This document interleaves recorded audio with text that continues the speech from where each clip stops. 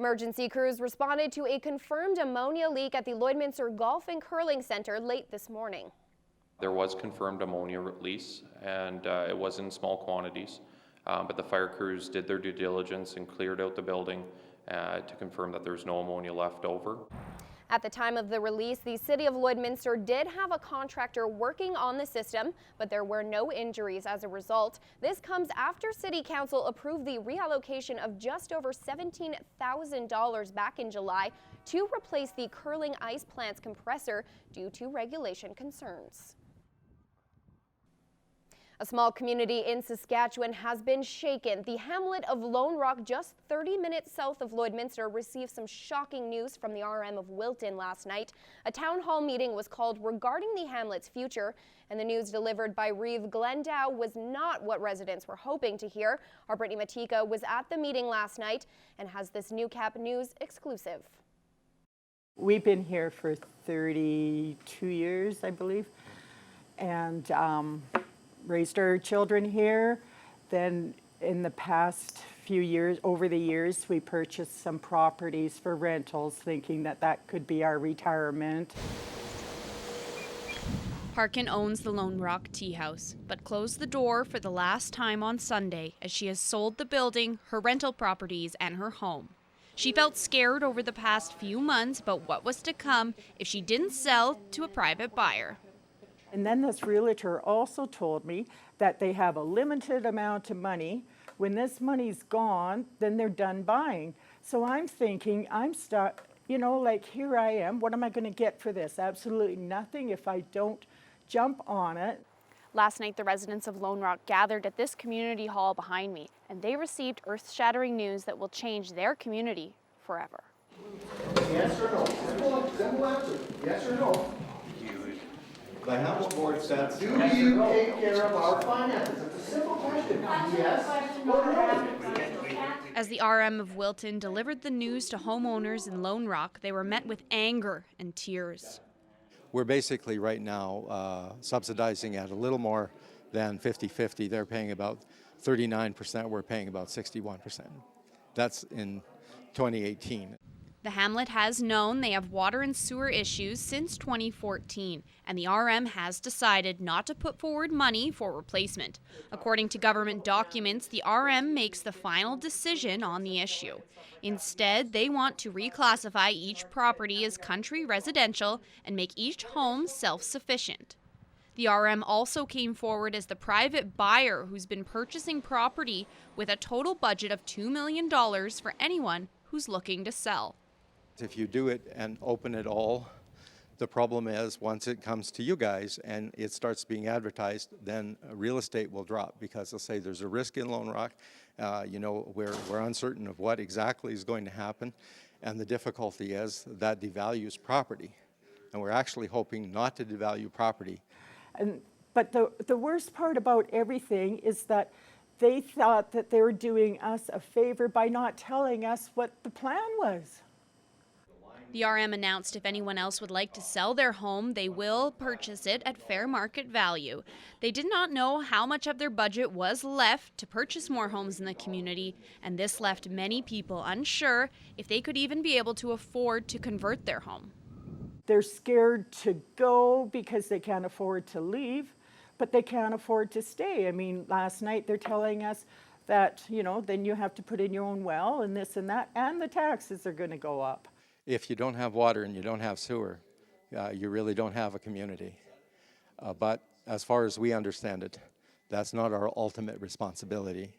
The RM of Wilton has given residents 39 days to decide if they would like to sell their home or if they would like to remain on their property and purchase individual water and sewer systems. Now, the RM does not know at this time how many of these systems can be supported in the area based on health and environment regulations, leaving Lone Rock residents in the dark. Brittany Matika, Newcap News. The Extreme Mud Fest is rolling into Bonnyville starting tomorrow. It's all about mud and music. Justin Marshall from Cool 1013 has the details in What's Happening.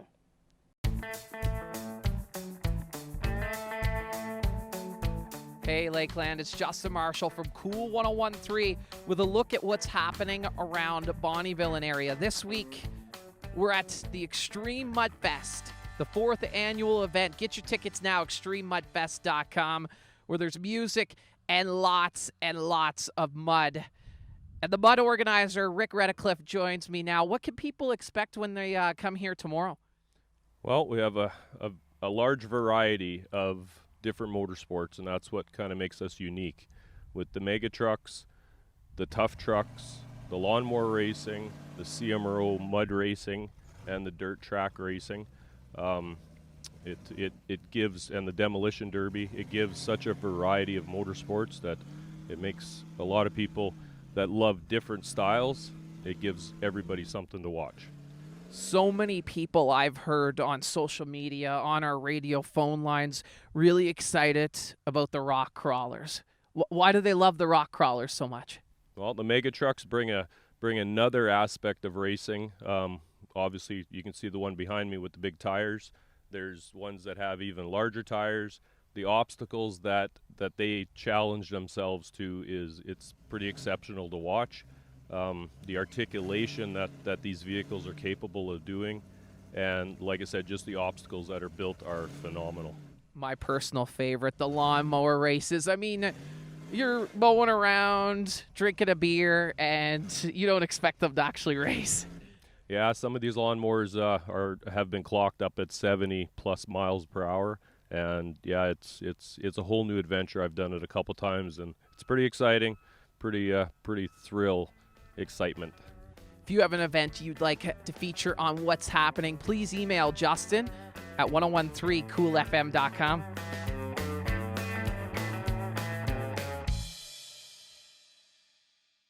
With the Alberta Junior Hockey League season starting up, several teams around the league have their training camps underway, and it's no different up in Bonnyville, and that's where our Justin Marshall sat down with head coach of the Pontiacs to chat about the upcoming season.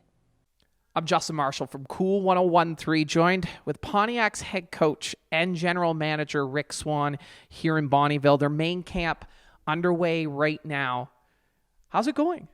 Things are going great. We're ecstatic that we're going to be able to start as an organization in Frog Lake. We're very excited about creating a relationship with those guys going into main camp. A little bit of ice problem here at the Bonnyville Centennial Center where the Pontiacs usually play. The ice plant down for the next 3 weeks. So 45 minutes from Bonnyville, Frog Lake, small Indigenous community. Upwards of 1,000 people expected, the chief was saying. That must be really cool to create some buzz around the Pontiacs main camp.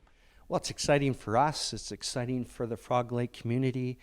And I think that what it's going to do is it's going to generate some enthusiasm, some momentum, and some excitement around the players. And I think that we're going to get more out of them ultimately at the end of the day.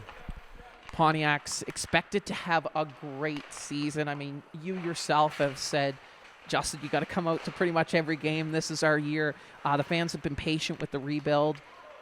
Are we going to have a good product on the ice?